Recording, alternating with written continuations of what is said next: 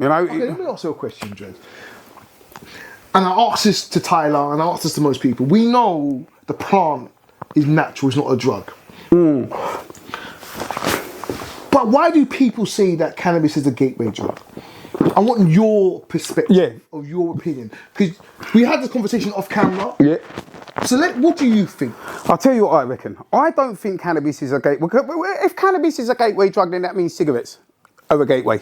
Okay, so because it's not a drug. Anyway, do you know what? It depends. Because I think that the definition, the etymology of the word drug comes from possibly a Dutch word, maybe, but the word drugs, and it's drugs, and it's a dried herb.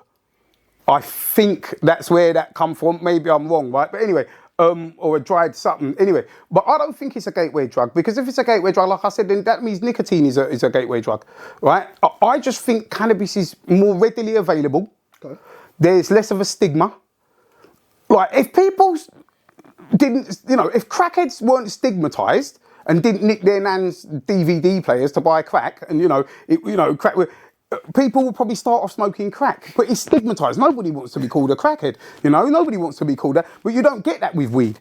I think as young people, weed seems harmless, and that's why people start off smoking weed. It's cheap, it doesn't come across as very addictive, from what you hear, and this is why people start smoking weed. It's cheap.